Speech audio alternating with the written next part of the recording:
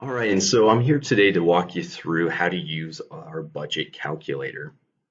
Now you can go to ourdebtfreelives.com and then you can select calculators um, and then select budget calculator or select it um, just right here and it'll bring you to our budget calculator.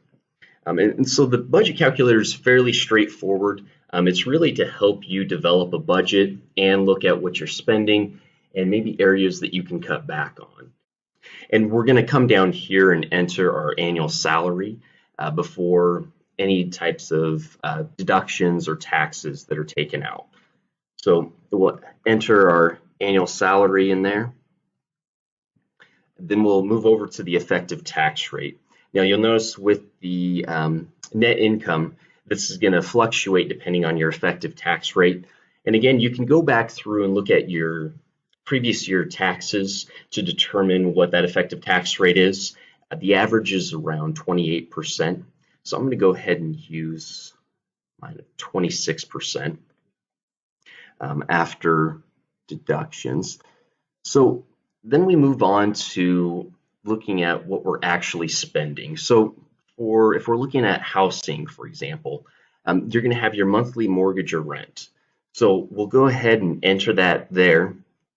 And again, it's going to be just the mortgage or just the amount that you pay in rent, not any additional fees. We'll include that later on. And for the homeowners insurance and HOA fees, those are usually put into escrow, so you can look at your latest mortgage statement, and they might have those broken out for you, so you can get a fairly good idea. So I'm right around 140 on there. And then for monthly home maintenance and repairs, again, if you're having any maintenance that you plan to do, any big maintenance that's going to be taken out of, you're not going to get a secured loan for or open up a second equity line. You'll just want to go and enter that in here. And for home repairs, I just enter 50. And again, that's just in case, you have those random things that come up. It's $50 that I put in there. For the monthly electricity, gas, trash, and sewer, this amount, again, I look at it for the average over the course of a year. So I'll look at what I've been paying, especially for electricity and gas, since those tend to fluctuate depending on the type of or time of year. So I'm going to go ahead and enter 220 in there.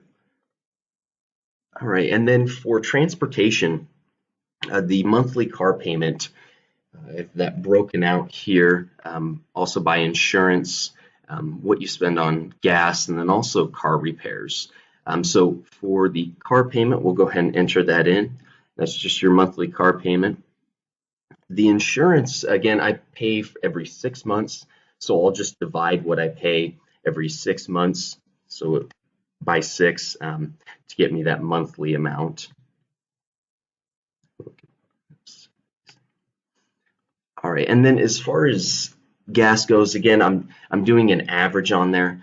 So I spend around $120 a month on gas, give or take a little bit.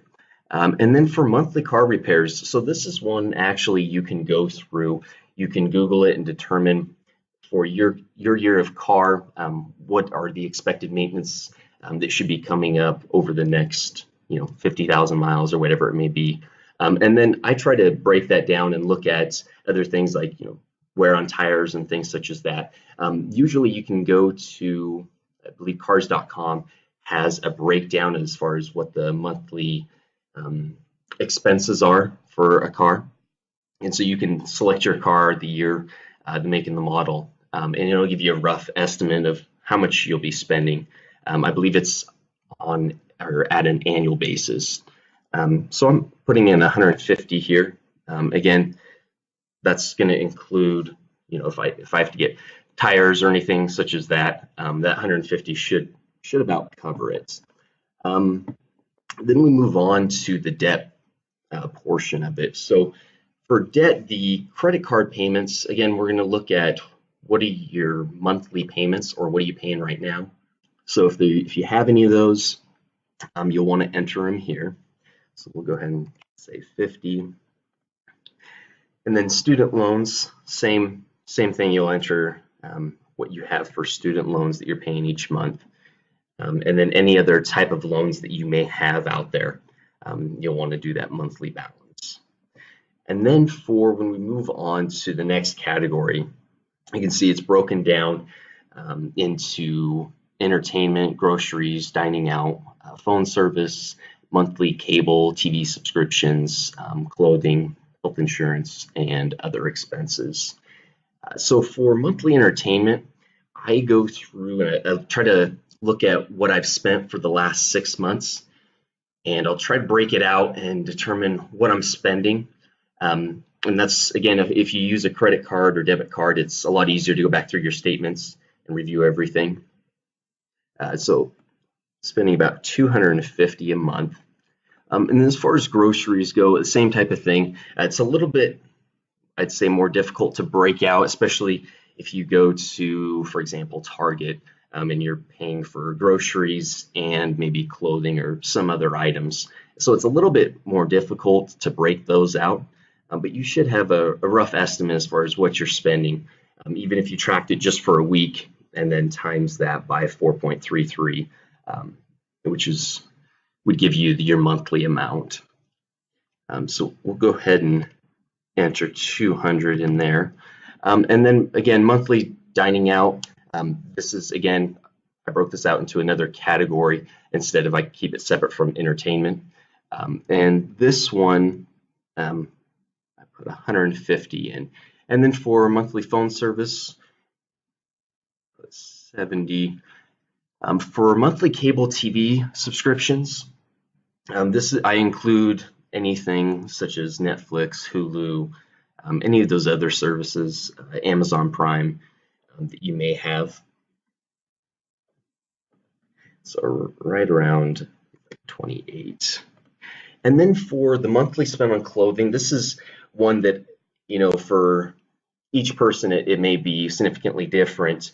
But the easiest way to go about this is I try to look at what do I spend, over the course of a year, and then try to divide that. Because for me, I usually go through and I'll buy a bunch of clothes every 6 months to a year, but I usually don't buy it monthly. So for that, I'm just going to go ahead, enter 70.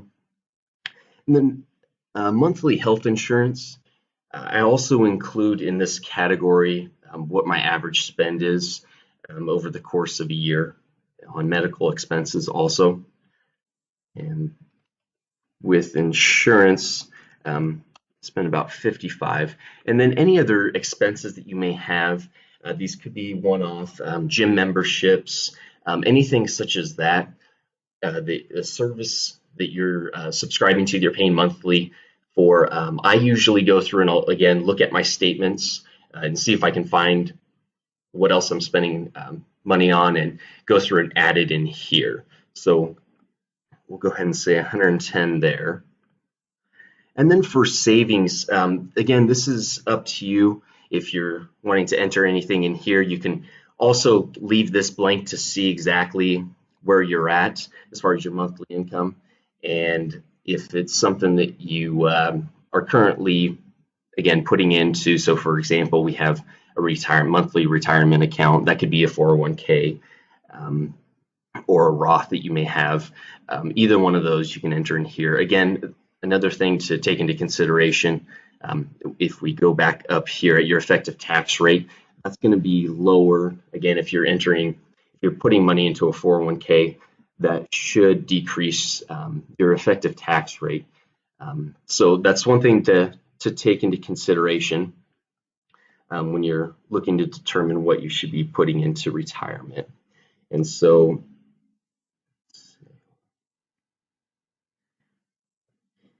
and then this one, so when we come down here, we can see the breakdown of all the expenses that we have. And so we come in with a total monthly expense of $4,802. And then if we come over to this side, we can see the monthly gross salary minus taxes gives you your monthly net income. And then we're minusing out all of our total expenses. And again, that's taken from all these different categories and giving us a net income after expenses. Um, Again, it'll say great job, you came in under budget. Or again, if you're not quite there, you'll see a nice red sign that'll say that you came in over budget.